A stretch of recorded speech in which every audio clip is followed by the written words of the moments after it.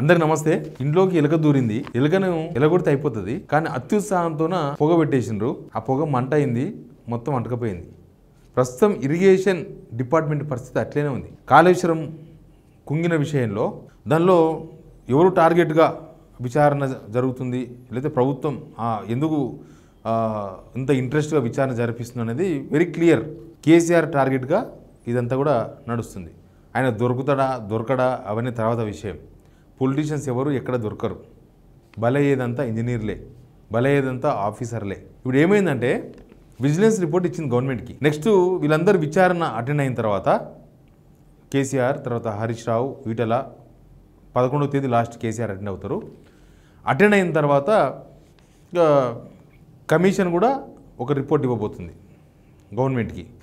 అయితే కమిషన్ వాళ్ళు సొంతంగా ఎంక్వైరీ చేస్తూనే విజిలెన్స్ కమిషన్ ఇచ్చిన రిపోర్ట్ను బేస్ చేసుకొని రిపోర్ట్ తయారు చేసింది. ఆల్రెడీ రిపోర్ట్ తయారైపోయింది. రిపోర్ట్ తయారైన తర్వాత ఇక ఫైనల్గా రిపోర్ట్ ఇచ్చే ముందు లేదు వీళ్ళని కూడా విచారిస్తే బెటరు, వీళ్ళని విచారించకుండా రిపోర్ట్ ఇస్తే దానికి సెన్సిటివ్ ఉండదు, కాబట్టి వీళ్ళని విచారించాలని చెప్పి ఆపి మళ్ళీ దాని ఒక 2 months ముందుకు తీసుకుపోయి దాన్ని కాలపరిమితిని ఇచ్చిండ్రు. అయితే ఇప్పుడు ఏం జరిగింది, విజిలెన్స్ రిపోర్ట్ ఇచ్చిన దాన్ని బట్టి చూస్తే అసలు ఇంజనీరింగ్ డిపార్ట్మెంట్ ఉంటుందా? అసలు ఇంజనీరింగ్ డిపార్ట్మెంటే లేకపోతే రేపు కాళేశ్వరం ఆ మేడిగడ్డ రిపేర్ చేయాలన్నా, సుందిల్ల అన్నారం రిపేర్ చేయాలన్నా, లేకపోతే ఎక్కడో చిన్న చిన్న ప్రాజెక్టులో ఇప్పుడు నారాయణపేట కొడంగల్ పెట్టుకున్నారు, ఆ ప్రాజెక్టో లేకపోతే ఇంకో ప్రాజెక్టో ఆ పాలమూరు అంగడి పూర్తి చేయాలన్నా, రేపు చిన్న చిన్న ఎక్కడన్నా కాలువలు తవ్వుదామన్నా ఇంజనీర్లు ఉంటారా, అనుభవం ఉన్న ఇంజనీర్లు దొరుకుతారా అనేది పెద్ద పాయింట్ అయిపోయింది. అసలు డిపార్ట్మెంటే వాషౌట్ అవుతుందా అన్న ఒక పెద్ద చర్చ నడుస్తుంది. మనం దీని మీద మాట్లాడదాం. మాట్లాడకన్నా ముందు సిగ్నల్ టీవీ చూసిన అందరికీ థ్యాంక్స్. కింద ఉన్న సబ్స్క్రైబ్ బటన్ నొక్కండి. మన సబ్జెక్ట్లో పోతే డిపార్ట్మెంట్ అవుట్ అని పెట్టినాం. మనం ఎందుకు పెట్టినామంటే విజిలెన్స్ కమిషన్ రిపోర్ట్ ఇచ్చింది. ఆ రిపోర్ట్ ప్రకారం ఈ 57 మంది పైన చర్యలు తీసుకోమని చెప్పాను. నిజానికి కాళేశ్వరం ప్రాజెక్టులో 2015 నుంచి అది శంకుస్థాపన చేసినప్పటి నుంచి ఫియర్స్ కుంగే వరకు ఎవరెవరైతే ఇన్ఛార్జీలుగా పనిచేసినారో వాళ్ళందరూ వీళ్ళే. వాళ్ళందరూ రకరకాల డిపార్ట్మెంట్స్, దానిలో ఇంజనీరింగ్ అంటే ఒకటే కాదు, ఇరిగేషన్ డిపార్ట్మెంట్లో దానిలో O&M, operations and management, maintenance. అంటే ఒక ప్రాజెక్ట్ కడితే అయిపోదు, మనం బండి కొనుక్కొచ్చుకుంటే అయిపోదు, దాన్ని మళ్ళీ సర్వీసింగ్ చేయిస్తుండాలి. 2 months కోసారో 2000 kilometers కోసారో చేయించాలి. చేయించకపోతే నేను కొత్త బండి కూడా 4 monthsలో చేతికి వచ్చేస్తుంది. కాబట్టి దానికి ఒక సపరేట్ డిపార్ట్మెంట్ అది O&M అని. ఇక కన్స్ట్రక్షన్ చూసేవాళ్ళు రకరకాల జిల్లాల వారీగా ఉంటారు, తర్వాత ప్రాజెక్టుల వారీగా ఉంటారు, కాలువల వారీగా ఉంటారు, రకరకాలుగా ఉంటారు ఇంజనీర్స్. ఇప్పుడు ఈ కాళేశ్వరం ప్రాజెక్టులో పనిచేసిన ఈ 57 మంది పైన చర్యలు తీసుకోవాలని విజిలెన్స్ కమిషన్ ఇచ్చింది. ఇక ఈ 57 మందితో పాటు రేపు PC ఘోష్ గారు ఇచ్చే కమిషన్ రిపోర్ట్లో ఇంకా ఎంతమంది ఉంటారో ఏందో తెలియదు ఇప్పుడే.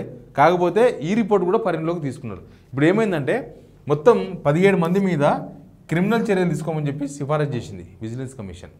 తర్వాత 33 మంది మీద శాఖపరమైన చర్యలు తీసుకోమన్నది. శాఖపరమైన చర్యలు అంటే వాళ్ళకు వాళ్ళకు పనిష్మెంట్ ఇవ్వడం, అంటే ఇంక్రిమెంట్లు ఇవ్వకపోవడం, లేకపోతే వాళ్ళని తీసుకుపోయి లూప్ లైన్లో పడేయడం, లేకపోతే వాళ్ళ శాలరీ కటింగ్ చేయడం, ఒకవేళ పెన్షన్ అయితే పెన్షన్ కటింగ్ చేయడం, అట్లాంటివన్నీ కూడా ఈ 33 మంది మీద అయిపోయింది. ఇంకొక 7 మందికి జరిమానా ఏమన్నది.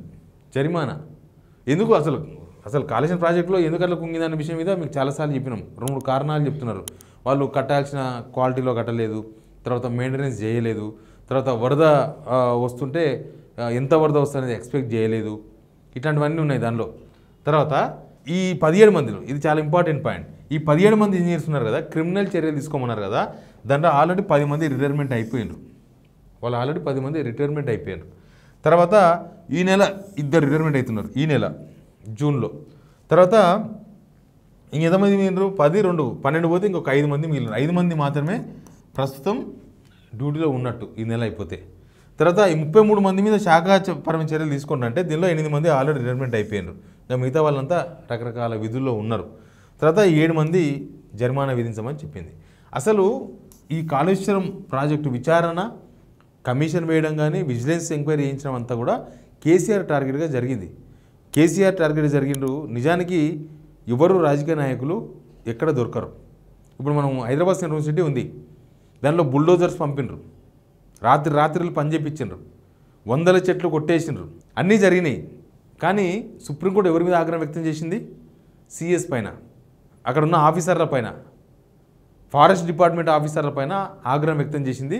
రేపు మాపో ఒకవేళ సుప్రీంకోర్టు ఇప్పటికే 2-3 సార్లు అన్నట్టుగా శిక్ష కనుక వేస్తే, వాళ్ళని అక్కడనే ఎస్సీయూలోనే ఒకవేళ పెద్ద జైలు కట్టి దానిలో వేస్తే సిఎస్, తర్వాత అక్కడున్న అటవీ శాఖ ఆఫీసర్లు, అక్కడున్న జిహెచ్ఎంసీ ఆఫీసర్లు, ఎవరెవరు ఉన్నారో దానికి సంబంధించిన వాళ్ళే బలవుతారు.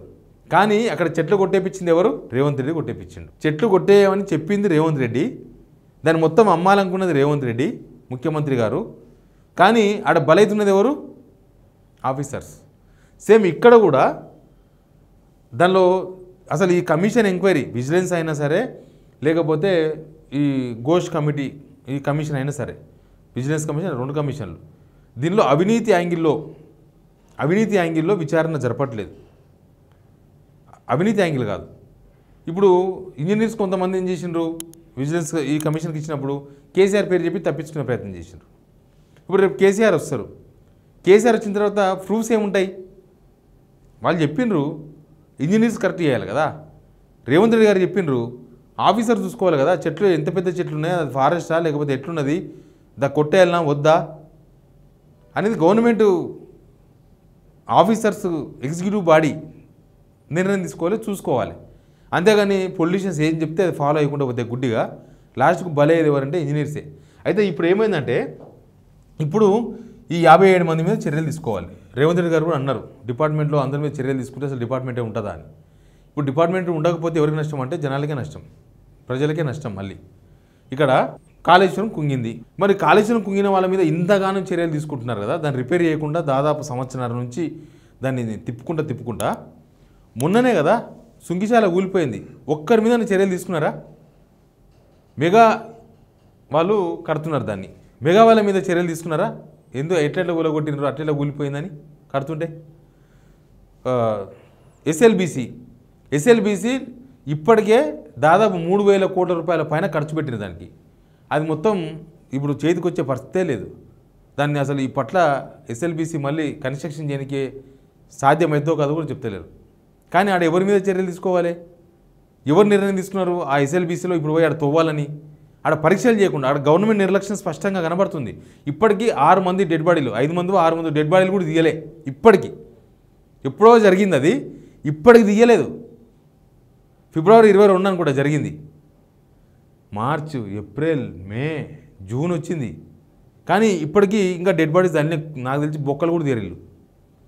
ఆ నిర్లక్ష్యం జరిగింది. అక్కడ ఎందుకు చర్యలు తీసుకోలేదు? అక్కడ ఎందుకు విజిలెన్స్ కమిషన్ వేయలేదు? ఏం జరిగిందని అసలు ఎవరు నిర్ణయం తీసుకున్నారు? ఉత్తమ్ కుమార్ రెడ్డో, రేవంత్ రెడ్డో, కోమరెడ్డి వెంకరెడ్డో చెప్పిండు పోయి తవ్వుండ్రు, బాయని తవ్విండ్రు, చనిపోయిండ్రు. అక్కడ పైసలు కూడా వేస్ట్ అయిపోయినాయి కదా. మరి చెప్పిన వాళ్ళు దానిలో అవినీతికి పాల్పడ్డట. ఏం జరిగిందో విజిలెన్స్ కమిషన్ వేస్తే తెలిసేది. కానీ ఇక్కడ ఈ డిపార్ట్మెంట్ మొత్తం ఇప్పుడు ఇవన్నీ చర్యలు తీసుకోవాలని చేసిన తర్వాత ప్రభుత్వమే ఇరుక్కున్నది.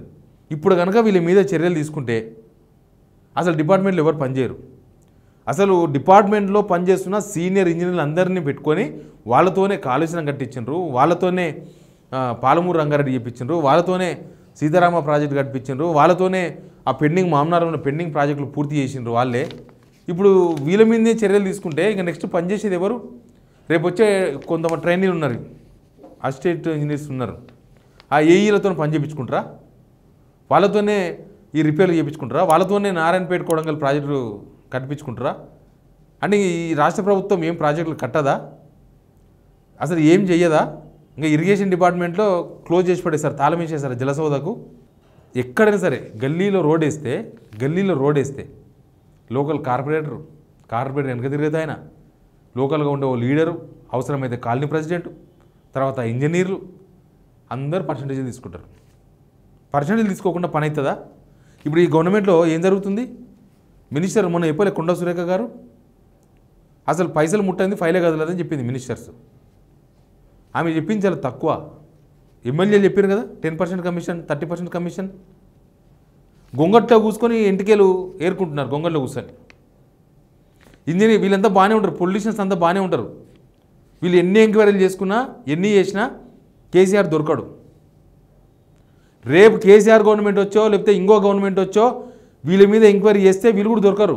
ఈ మినిస్టర్లు దొరకరు, ఈ సీఎం రేవంత్ రెడ్డి కూడా దొరకడు. దొరకకుండా జాగ్రత్తలు తీసుకునే వాళ్ళే పొలిటీషియన్స్. లేకపోతే మ్యూచువల్ అండర్స్టాండింగ్ ఉంటుంది, ఏదో ఒకటి ఉంటుంది. మధ్యలో బలైంది ఎవరు? ఆఫీసర్స్.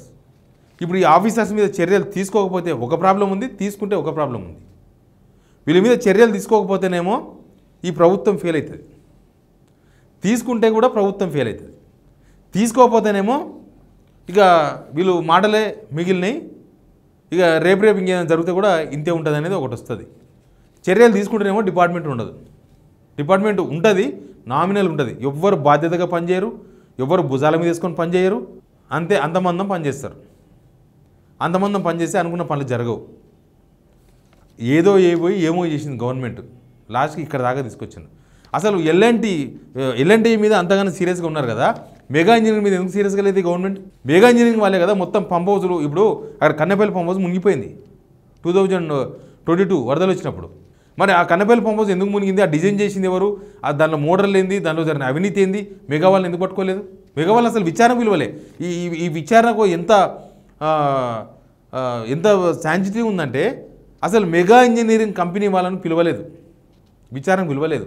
ఈ విజిలెన్స్ కమిషన్ కూడా మెగా కృష్ణారెడ్డిని వదిలేసిండ్రు. మరి ఏం జరిగింది? దీని మీద ఎవడు ఎంక్వైరీ చేయాలా? ఇట్లా మొత్తం కూడా తెలంగాణలో ఇక ఇరిగేషన్ ప్రాజెక్టులు ఫ్యూచర్ పక్కనేమో బంకచర్ల అది ఇదని చెప్పేసి ఆ పక్క కర్ణాటకలో కడుతున్నారు, ఈ పక్క మహారాష్ట్రలో కడుతున్నారు, ఇటు పోతే ఏపీలో బంకచర్ల అని పెద్ద కాళేశ్వరం లాంటి ప్రాజెక్టు కడుతున్నారు. వాళ్ళు కూడా కాళేశ్వరం లాగానే ఉండాలి మనకు కూడా, పెద్ద ప్రాజెక్టు కావాలని గోదావరిని తీసుకుపోయి కృష్ణాలు కలపాలని కడుతున్నారు. అందరూ ప్రాజెక్టు కట్టుకుంటే మనమేమో 2 పిల్లర్లు కుంగిపోతే దాని మీద ఎంక్వైరీ వేసుకొని దాని మీద విచారణ చేసుకుంటా టైం పాస్ చేసుకుంటా మన నీళ్ళు మొత్తం వాళ్ళు వీళ్ళు కొట్టేస్తుంటే రేపు నాడు నీళ్ళ కోసం యుద్ధం చేయాల్సి వస్తామని భయం అయితే అవుతుంది. చూద్దాం ఏం జరుగుతుందో. Please subscribe signal TV.